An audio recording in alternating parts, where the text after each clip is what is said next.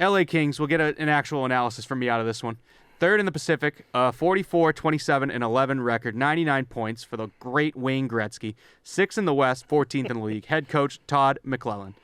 Players lost: Andreas Athanasiou to the Blackhawks, Martin Frk to the Blues, Oli Mata to the Red Wings, Troy Stetcher to the Coyotes, Brock Faber to the Wild, and Dustin Brown retired this offseason. Mm-hmm. They signed Michael Anderson, re-signed for 1 year. Sean Dursey re-signed for 2 years. These are all re-signs here.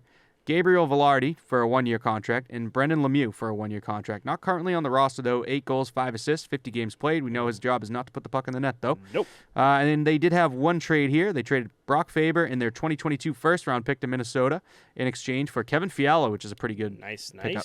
Yep. Some good pickups. One thing I don't like is all the losses that they have. Athanasiou, Frk, Mata, Stetcher, Faber, Brown. Well, Brown retired, but that's still a loss. Yeah, still impacts you. Damn, like that. Those are 6 players. Yeah, Athanasiou is really good for them. Oli Mata is always solid. Mm. So, like, this is the reason kind of why they really fell down on my list. Actually, I have a random note here too. I was going through, and this is what I picked up. They've loaded their roster with recent draft picks. Gabriel Velarde was their 2017 11th overall. Rasmus Kupari was their 20th overall in 2018. Tobias Bjornfoot, 22nd overall in 2019. Arthur Kaliev was 33rd overall in 2019. And then Quentin Byfield, 2nd overall in 2020. So they're giving all like their high draft picks throughout the past, 5 years, like their go on the roster. So it's just like fresh legs, fresh team kind of coming in. And I don't know. Like, what does that say about this team? They lost a bunch. Again, they lost those huge 6 dudes, and they're just, I don't know. What's this organization trying to do here? Well, the way I look at it, there was who's the player that I just mentioned last team or the team before, 2021 pick that is actually active in the roster and like good to go. I forget who it was. Christ. Regardless, I don't think a guy like Quentin Byfield, like 2nd overall in 2020, yeah, I think 2 years is a good time frame to get him up and in the roster for a full NHL season. Like, that's fine by me. And after that, for Christ's sakes, like, it's been 3, 4, 5 years. Get the fuck in the roster, get the fuck out. Yeah. Right? Like, they're either up or they're down. So, and I mean, figure out what you have, buy low, sell high, that kind of shit. So, I'm fine with it all. I mean, the fact that none of those 4 names, I mean, Bjornfoot kind of have made a big name for themselves after all this time. They're not the names that are going to change the organization. No. I think Quentin Byfield is that guy, so you get him up early and get him in there. But this team, I think, is looking really good. I mean, they have the fear factor of a Brendan Lemieux. I really like Iafallo. I expected him to be on their top 6. He's on the left wing with Byfield. Like, that's going to be a pretty decent line. Trevor Moore. Yep, Trevor Moore with Philip Deneau, too, and Victor Arvidsson. That's kind of like the we're all from somewhere else line, but I think that's going to be really good. Kevin Fiala coming in as your first-line right winger with Kopitar and Kempe. Only thing that I'm starting to get worried about is Kopitar getting 1 year older, but I see him a lot neck and neck like the Patrice Bergeron. Right. Like, he's that kind of player, and I think that he'll be fine with age.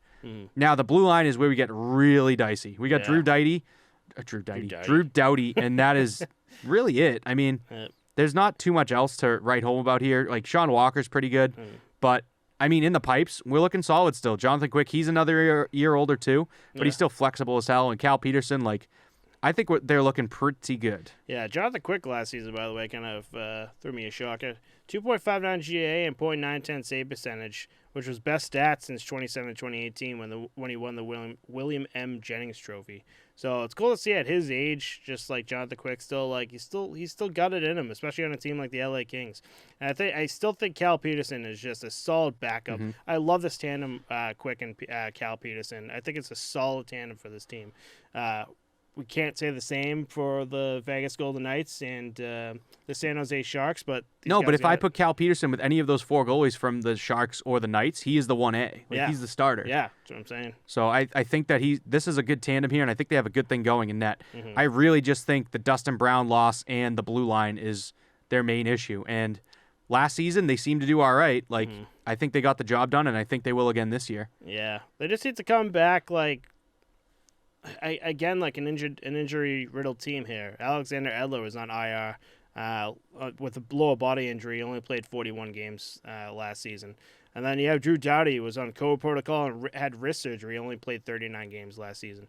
Mikey Anderson was on LTIR, and he only played 57 games last season. That's like all your defensemen there. That's not a lot of man games lost, though. Like, he still played 57, still played 41. Mm-hmm. I don't think they're injury riddled. I think they had injuries, you know? Yeah. Like, I think any team that you get goes through injuries. It's really about who gets injured and for how long. Yeah, and at what time, you know? That, too, Yeah. you know? Beginning of the season, probably not so bad.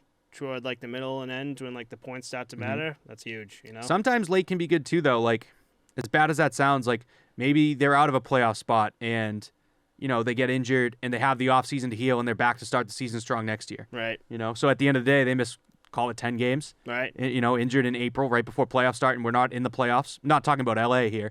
Just a team that's not in the playoffs. They lose a guy to injury. You know, that's fine. Heal up. We'll see you next year. Yeah. I like Adrian Kempe here. 35 goals, which was a career high, and 19 assists, which was second career most. Hell yeah. So Adrian Kempe needs to stay on that. And I'd say Kopitar, too. Still, dude, Kopitar's been like... He's been solid for like ever since coming on the LA Kings here. 48 assists, getting the job done, 19 goals. It's fine. Kevin Fiala, as we just talked about, career high stats, 33 goals and 52 assists. That's what I was just going to go to next. Hell yeah. That hell top yeah. line's fucking good, man. Yeah, really fucking Don't good. sleep on this team. Nope. Don't put them. Where are you putting them in that Nope. fifth seed? You eyeballing that fifth seed? I am eyeballing that. 15. Oh, you motherfucker. Why? I got them in the 3 seed. Okay. I think they're going to maintain. I got him in the 5th.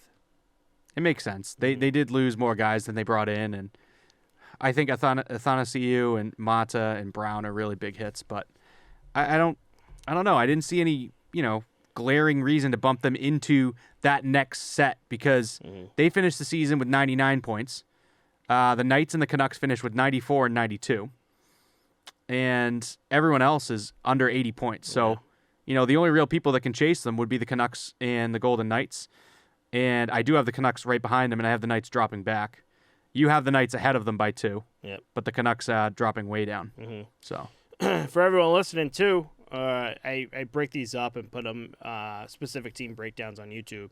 And it kind of gets confusing because we'll talk about, like we'll talk about in the beginning how we do these ranks, and people will just be like, hey, why the hell do you guys have these guys in 7th place, whatever. But again, like for the for this Pacific Division, like we were just saying in the beginning, 3, maybe like mostly 4 to 7 is just a toss up. Like again, if the one team's in 5th, it's because it's like a slight margin of like a little better in my eyes compared to like the 6, you know, like and it's just. And at the end of the day, I mean, the story of it all is the Vegas Golden Knights with waiting on, I think it was 2 games to finish to see if they even qualify for the playoffs. So that's how nitty gritty and down to the wire these standings become. Then I like to throw curveballs too. Yeah, just throw a pick out there. Just throw them out there. Who cares? Kraken, number Who 1 in the cares? Pacific There you next season. Why not? Why not? If Toronto can do it, so can they.